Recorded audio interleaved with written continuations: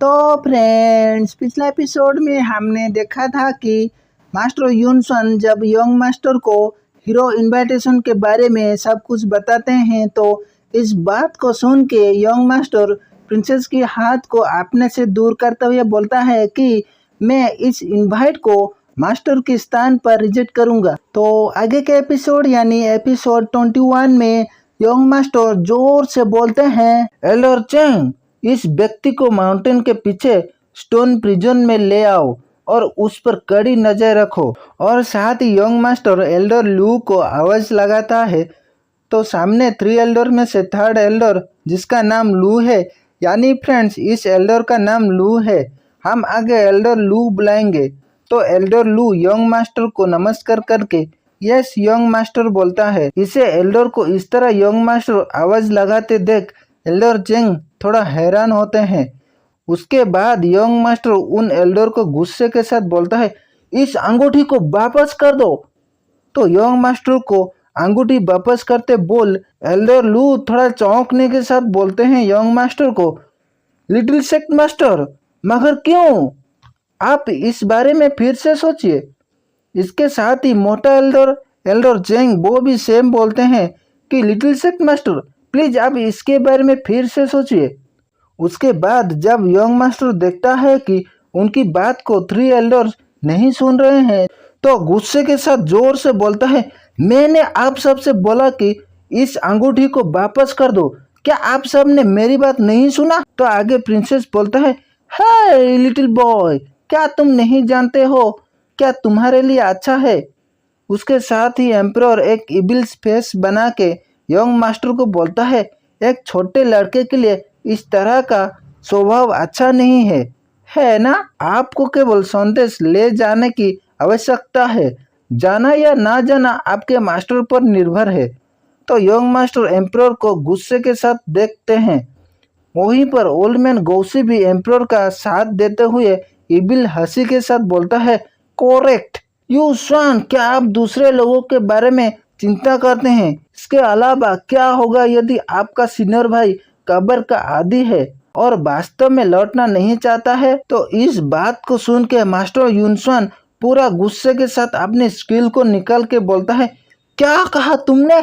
तो आगे old man गौसी बोलता है, हीरो इनविटेशन, दुनिया के हीरोज को व्यापक रूप से इनवाइट किया गया, दुर्भाग्य से कोई यूजफैन नहीं है, क्या आप जानते हैं क्यों? और वो जोर से हंस के बोलता है, बिकॉज तुम डिजर्व नहीं करते हो। जैसे ही ये वर्ड मास्टर यूनसन सुनते हैं तो आग बबूला हो के बोलते हैं, क्या बोला तुमने? फिर से बोल के दिखाओ।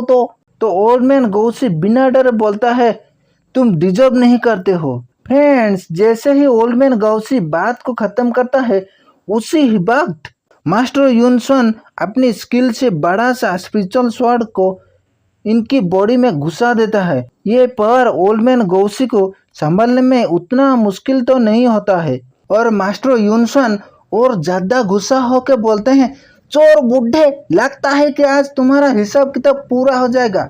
उसके बाद वो ओल्ड मैन गौसी थोड़ा हंस के बोलता है, हो, लगता है कि आज आप इस तरह इस मैटर को जाने नहीं देंगे।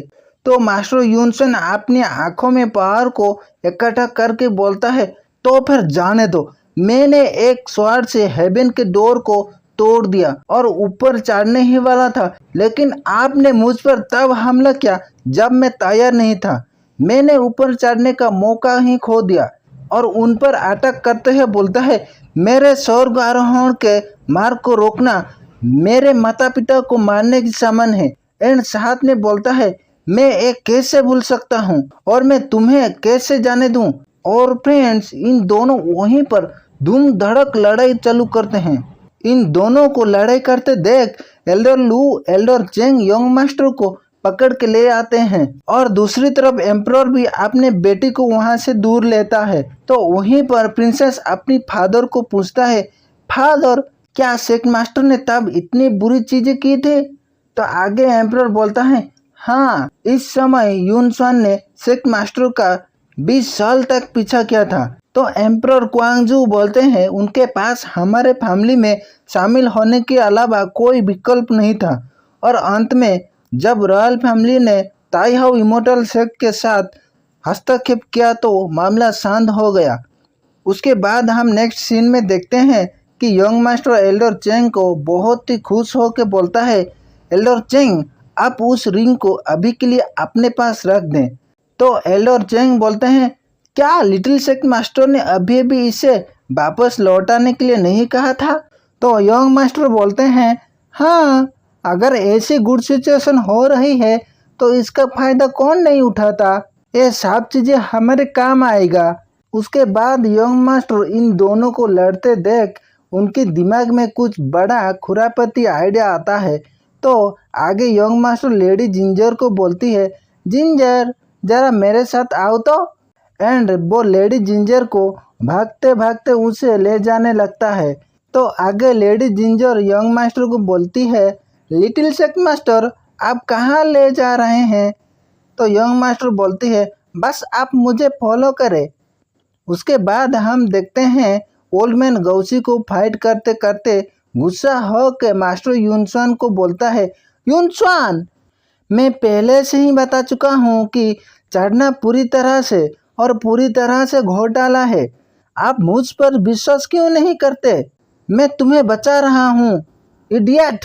तो आगे मास्टर यूनसन गुस्से हो के अपनी ड्रैगन स्किल को निकाल के बोलता है, क्या आप मुझे केवल एक सेंटेंस के आधार पर आप पर विश्वास करने की अपेक्षा कैसे कर सकते हैं? क्या आप ये कदम उठाने से डरते हैं क्योंकि आप सेक्ट मास्टर बन गए हैं? तो आगे ओल्ड मैन गौसी एम्परर को कुछ देर देख के बोलता है, यूनसान तुम बड़े चोर, मैं पीछे नहीं हटूंगा। आपसे आप हैं बहुत जिद्दी। और वो भी अपनी पावर को शो करते हुए अपने हाथों में कुछ जिंजर जैसा स्किल निकलता है एंड उन दोनों की पावर आपस में टकराता है तो बूम हो जाता है। इस धमाके को बाकी मेंबर्स संभल नहीं पा रहे हैं और उनकी पावर से स्काई से थंडरबोल्ट आ जाता है। तो वहीं पर एम्परर इस थंडरबोल्ट को देख के बोलता है, ऐसी लड़ाइयाँ ने वास्तव में थंडरबोल्ट के सिग्नल को ट्रिगर किया। इसके साथ ही वो अपनी बेटी यानी प्रिंसेस को बोलती है, मेरे बच्ची आपको करीब से देखना होगा। ऐसे ट्रांजिशनिंग स्टेट की लड़ाई के पीक पर पहुंचाना मुश्किल है। उसके बाद वो दोनों अपने अपने स्किल को निकाल के जोरदार फाइट करने लगते हैं। लेकिन जब इस फाइट को प्रिंसेस देखते हैं तो कुछ देर देखने के बाद अपनी फादर को बोलते हैं, क्या फादर आप इस फाइट को क्लोज से देखने के लिए बोल रहे हैं? क्योंकि फ्रेंड जब मास्टर यूनसन के फाइट के दौरान अपनी पावर का स्पिरिचुअल ऑरा धीरे धीरे से डिसेपर हो रही है, जिसके वजह से वो थोड़ा नॉर्मल लोगों की तरह लड़ाई कर रहे हैं। तो आगे ये सब भी जब मास्टर यूनसन नोटिस करते हैं तो सोचते हैं, हाँ वेट मेरा स्पिरिचुअल ऑरा कहाँ गया? फ्रेंड्स क्योंकि मास्टर यूनसन जानते हैं कि कौन बिना मेडिटेट करके स्पिरिचुअल ऑरा को ऑब्जर्व करते हैं, तो वो lady ginger and young master की तरफ देखते हैं। दोनों जब मास्टर यूनसन की स्पिरिचुअल ऑरा को ऑब्जर्व करते टाइम पकड़े जाते हैं तो अपने अपनी जगह में खड़े होके अनजान बनते हुए दूसरे साइड देख के सीटी मारने लगते हैं। तो फ्रेंड्स इसके साथ ही ये एपिसोड का वीडियोज यहीं पर ख़त्म होता है। अगर आपको ये वीडियोज अच्छा लग रहा है तो लाइक कीजिए। Thank you.